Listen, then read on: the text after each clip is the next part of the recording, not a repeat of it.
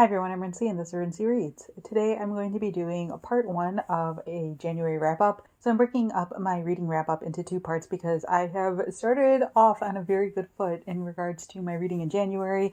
I have finished 4 books in the first 2 weeks of the month, and they were all books that I really enjoyed. And so in order to give them the time and a space that they deserve, in my opinion, I decided to do 2 parts to my January wrap up. But also a quick note, I just wanted to say thank you to everyone who has recently subscribed or been watching, or if you've been a long time watcher or anything like that. I recently hit 30,000 subscribers on my channel, which is wild, and I've also hit 2 million lifetime views. That was like a specific stat that YouTube called out on my analytics page, and numbers don't matter, blah blah blah, but they do kind of matter, and it is very nice that so many people have decided to join me. I also wanted to say thank you to everyone who has checked out my video that I posted last week, my no buy video. I was genuinely so surprised by the amount of people who were interested in hearing me talk about that. I never know how non-book videos are really going to do on my channel, but so many people were interested in it and encouraging and supportive and stuff like that, so I really appreciate that. So thank you very much to everyone who has checked that out. A very nice start to 2022 in my opinion. So the first book that I finished in the month of January and in the year in general was When the Reckoning Comes by LaTanya McQueen. This is a horror book and it takes place in the South, and it was a book that I had heard a lot of people say that they really enjoyed last year, so I was very excited to check it out myself. In this story, you are following this Black woman named Mira who left her small town in the South a number of years ago, like basically when she went to college, and she never returned. However, one of her really good friends from childhood, Celine, is getting married, and she begged Mira to come back home in order to attend the wedding. Originally, she was going to even ask her to be a bridesmaid and things like that, but she didn't end up doing it, and she basically guilt trips Mira into returning back home. When they were younger, Mira and Celine were basically best friends. Celine was the only white girl who hung out with a black kid at their school, and they also hung out with this boy named Jesse, and so the three of them were really, really close growing up. But an event sort of happens that causes a rift in their friendship and relationship, and things changed since that point, and then eventually Mira left and lost touch with the two of them.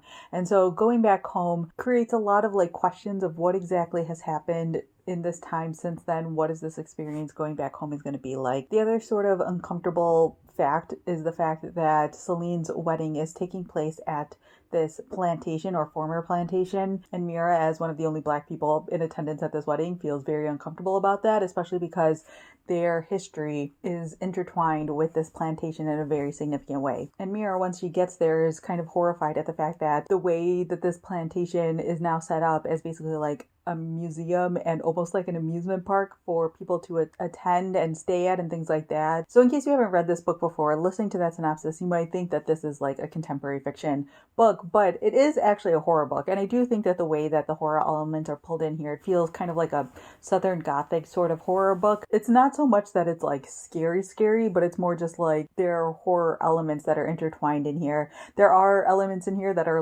really, in my opinion, difficult to read. I'm someone who doesn't read a lot of horror, so I'm not used to really graphic or difficult things. This book doesn't get super graphic or anything like that, but it's just dealing with slavery, dealing with a former plantation, things like that. There were things in here that I had to legitimately put this book down for a minute and walk away and come back to it for certain scenes because it's just a lot. But I think what LaTanya McQueen does is she looks at this very real thing that happens in the United States where these former plantations are dressed up and they sort of gloss over the more horrifying aspects of these plantations, specifically the fact that human beings died on this land, they were treated as property and all this other stuff. And she uses sort of the horror genre to get to the core of the really insane way that some places look at plantations and things like that. So yeah, it's a relatively short read. It was a really great way to start off the year because I found it to be really engaging. It does get off to a little bit of a slow start, but I feel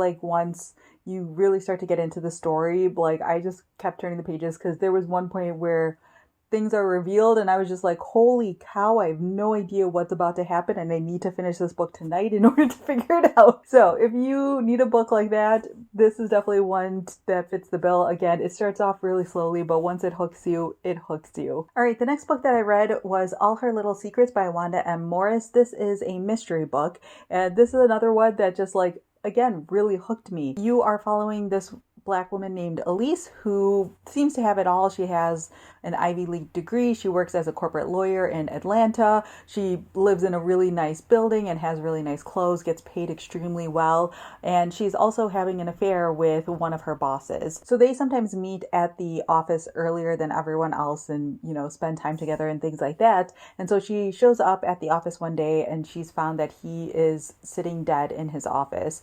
And so she basically just like walks away, doesn't say anything, goes to her own office, and then eventually, obviously, his body is found. And so originally people are starting to think that maybe this lawyer committed suicide inside of his office, but as the police start looking into it, there are certain things that don't seem to add up exactly. And Elise is really worried that she'll end up connected to this guy, not just because she was having an affair with her boss and the fact that he's married and things like that, but she has a lot of history in her past that she's kept secret and kept hidden from literally anyone that knows her. No one knows that she has a younger brother. No one knows that she actually grew up in a small town. She always just says she grew up in Atlanta. And there are certain events that have happened in her past that people could potentially use against her. And so Elise ends up getting caught in this web of what exactly is happening, but also Elise is worried about what actually happened to this guy, and she thinks that there might have been some aspects of her employer that are a little bit shady. Things aren't sitting right with her,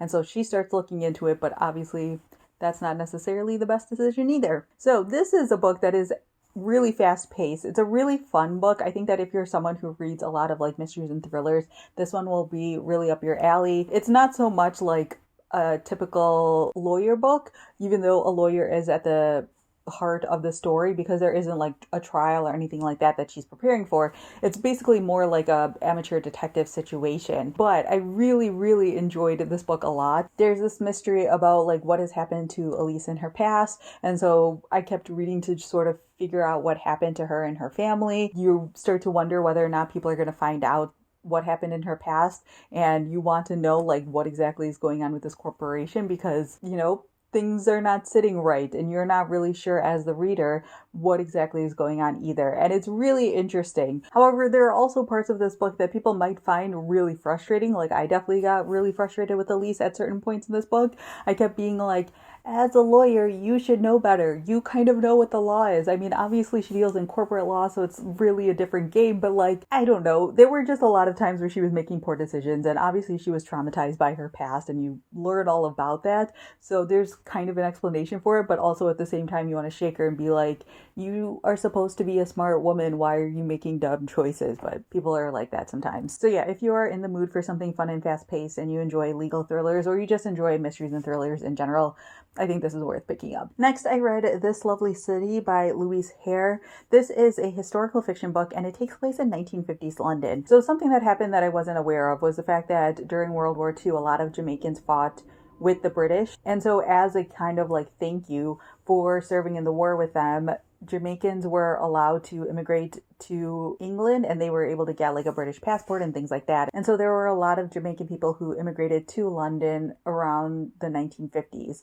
And so you are following a couple of people who live in the same neighborhood. The main character is mainly this guy named Laurie who immigrated to England. He works as a postman during the day, but he's also a musician at night. He's also dating this mixed race girl who lives next door to him, and you know, things seem to be going pretty well. He plans on like marrying this girl and all this different stuff, and to earn extra money on the side, he does sort of these deliveries for his housemate, who basically like sells items that are being rationed and things like that, like sugar and whatnot. So one day he's out doing one of these deliveries when he passes through a park, and he notices a woman with a dog, and the dog is kind of freaking out, and she seems to be like up in arms, like something weird is going on. So he stops to try to help, and he realizes that there is a baby that is dead in the water. And so this creates an uproar in the community because nothing like this has ever happened before, and the baby was also dark skinned. So the police start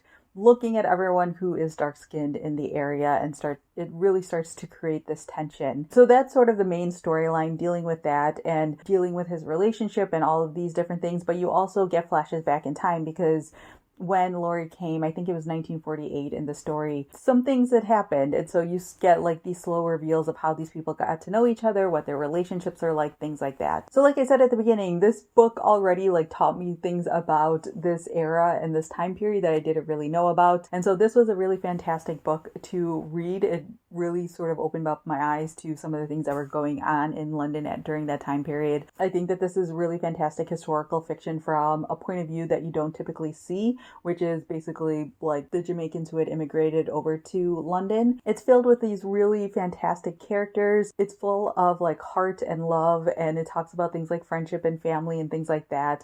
These people have like complicated relationships with their parents or with one another, and you get to see sort of how all of that plays out. You also see sort of how the system is stacked against certain people and class differences and all of these different things, and I think that it's handled in a really fantastic way. This is a really fantastic historical fiction book, and it's a little bit on the lighter side too, which I really enjoyed. And yeah, I definitely think that this is worth picking up. It's really fantastic. I actually ended up picking this one up because Mercedes over at Mercy's Bookish Musings talked about it, I feel like a year ago. And I remember like watching her video and being like, that sounds completely up my alley, and ordering it online. So I'm really glad that I did because I really, really enjoyed this one. All right, and the final book that I have finished so far in the month of January is Iron Widow by Xiran Zhao.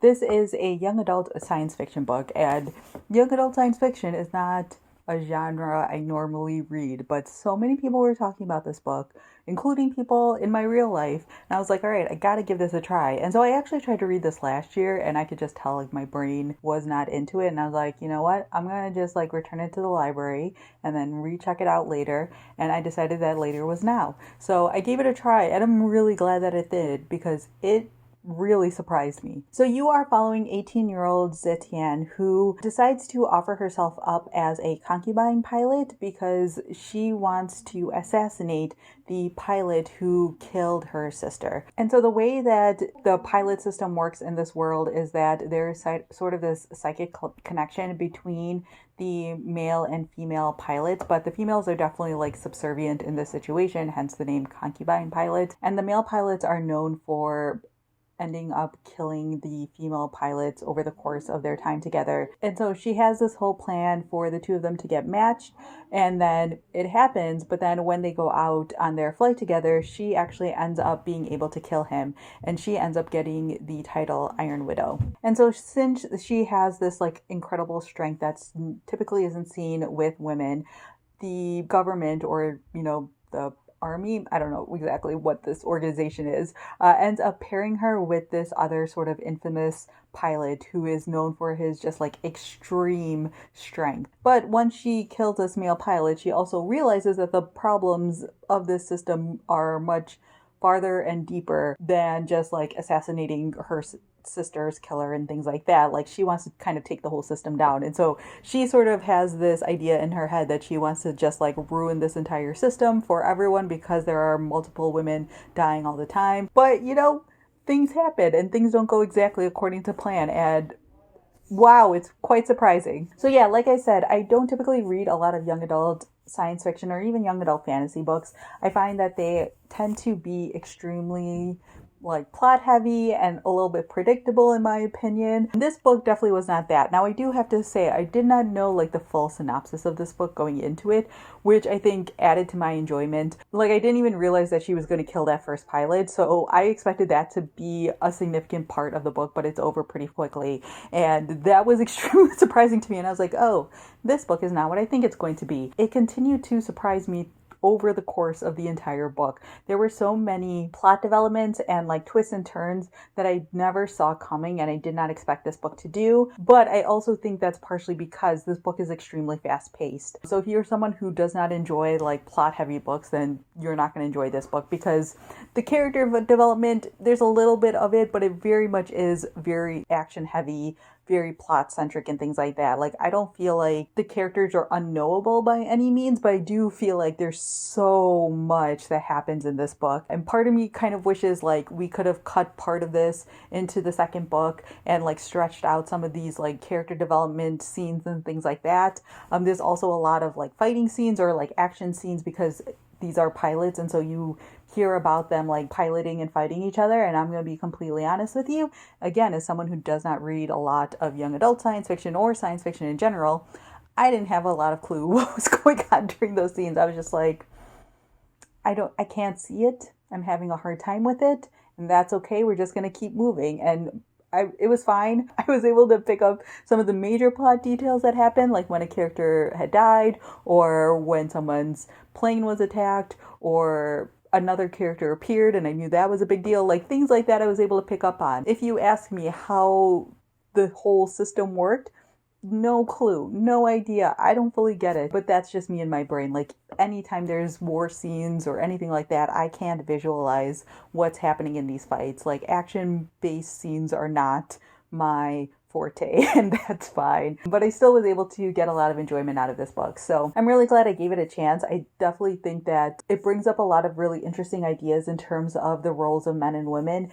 in society. And it's also like very loosely based on the fact that there was like one female, I think, empress in China during this time period and some things like that. And so it's sort of like playing with that idea of having this woman ruler and this extremely powerful leader who is a woman and things like that. And so there's a lot of aspects of this book that I found really enjoyable because you have this woman who is really like speaking her own mind and questioning things and asking, like, just because a thing is done a certain way, like, why is it done that way? And it could be better and things like that. And those are all things that I really enjoyed. So yeah, I'm not like itching to pick up the second book. Like, when it comes out, I'll pick it up eventually, but it definitely was an enjoyable and really surprising read. So I think that even if you're not someone who typically reads a lot of young adult science fiction or anything like that, this would appeal to you, because I think, again, it was just like a really surprising book. Again, it's really plot heavy, so it's hard for me personally to fall in love with books like that. But again, I just really enjoyed what the author decided to do with the story. So that is everything I have finished so far this month. Like I said, I'm off to a really good